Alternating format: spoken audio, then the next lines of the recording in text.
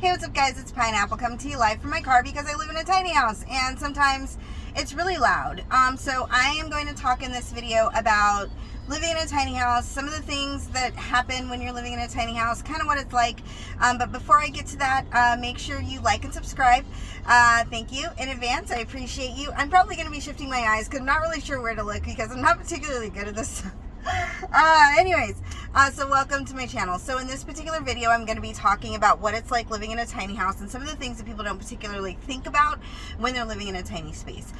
So for me, I have to do laundry at a laundromat. It just makes more sense and it's faster. I had a roommate that I lived with for a while, and it turned out that the laundromat does laundry way faster than what it is like when I'm living with someone and I'm using a regular laundry machine that's like built into a house or whatever. So I go and I do laundry once every 2 weeks, and it costs me about, I think I'll probably spend about $15 today just doing my laundry. So that's another expense that people don't particularly think about when they're thinking about tiny living. Another thing that you have to think about when you're tiny living is the price. So I was very fortunate.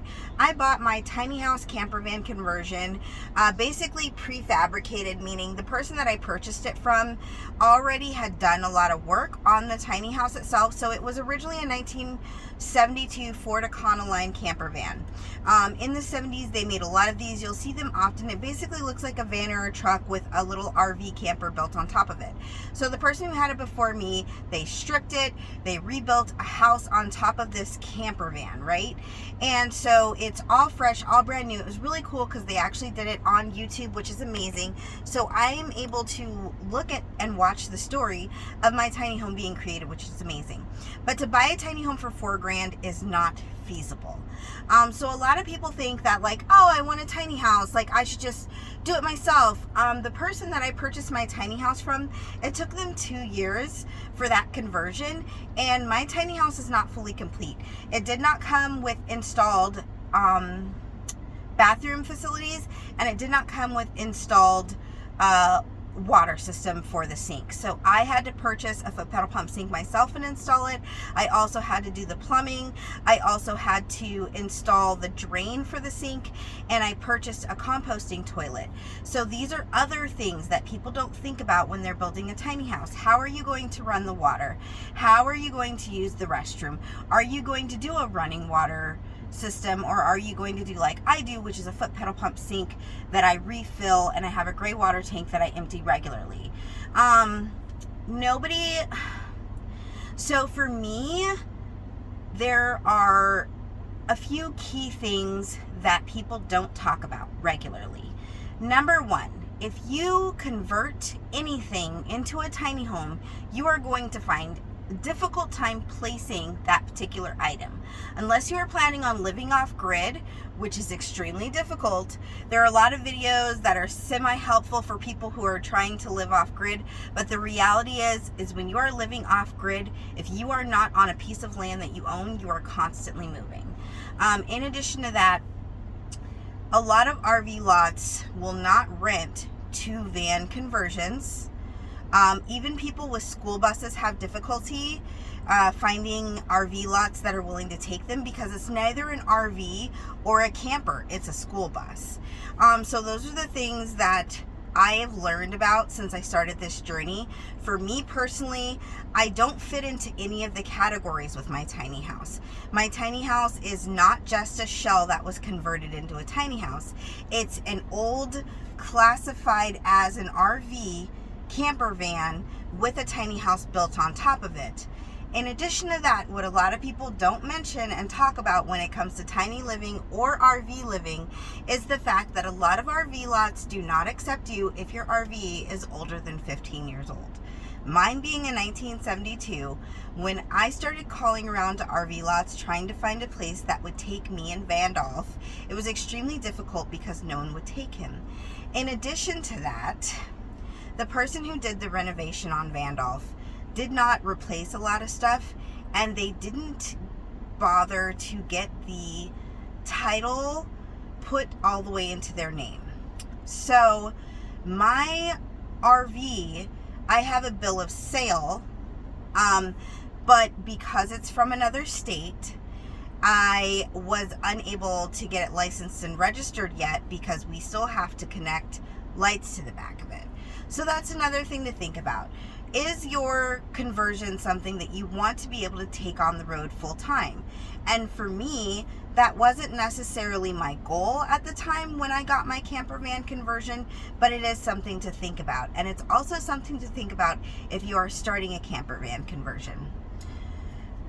And there's more. So when it comes to a camper van conversion, another thing that I noticed that not a lot of people are talking about, or the information that I didn't find readily available to me, is the fact that you need to license and insure these items that you are converting, whatever it may be, prior to starting your conversion. Let me say that again. You need to license and insure the items that you are converting prior to converting them. Not enough people are talking about this. The reason for that is once you have already insured that particular item, whether it's a van, a school bus, one of those Transit Connect type things, whatever it is, when you get ready to get that insured as an RV, because it has then become a recreational vehicle and is a mobile home, it will be easier for you to get that changed. I don't have that issue because although my RV drives, my camper van conversion drives, I don't intend on traveling with it. The way that it's built, it's just not particularly safe.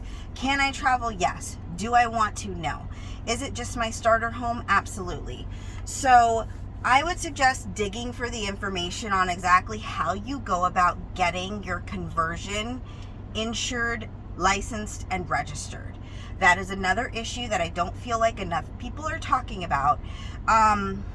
In my experience, and when I tell you I watched thousands of hours of videos about tiny home conversions, camper van conversions, I did not hear enough the fact that you cannot just call the insurance company, because I've done this. You can't just call the insurance company and say, hey, I have a camper van conversion. How do I insure this? They won't insure you. You have to already be insured and then request RV insurance and registration for that vehicle. I might be off about some of this information, but these are all things that I've learned along my journey that I had a personal experience with.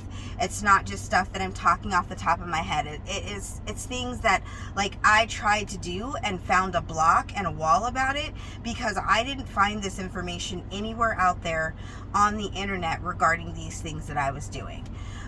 So those are the big things that I think are really important to be talked about when it comes to camper van conversions, bus conversions, any vehicle that's being converted. And another thing that I will tell you is that in some cases, for some people, they never get it insured properly. And I'm not saying that that is the case for many people. If someone has a really huge following on the internet, I can guarantee you that they are properly insured and that they've gone through the proper channels. But it's pretty common in the community for those things not to be insured properly, because who wants to pay commercial insurance for a small transit bus instead of paying regular RV insurance? And so those are things that you would want to reach out to other owners of small spaces that are mobile, motorized small spaces, and figure out what did they do, because everybody does it different. Some people just don't follow the rules, and some people do, and some people negate them very well. But these are all things that I think are really super important if you are trying to start a tiny living conversion. So yeah, I hope that you found this interesting. Again, make sure you like and subscribe to my channel. If you have any questions, or if I breezed over something a little bit too fast, go ahead and drop a comment down below. I know that for me, whenever I'm watching YouTube videos, I can't help but keep looking at myself because I'm just so pretty. I know whenever I'm watching YouTube videos, and people just kind of drown on and on and on and on, I lose the interest after about 5 minutes. So I think this This one's rounding off at about 10, and I think that's a good amount. So I will continue doing videos like this, just talking about the things that I've learned along my journey, and I hope that it helps someone. And if you know people that you think it might help, share the video. And I appreciate you all for taking the time out to watch this, and I hope you have a beautiful day. Bye.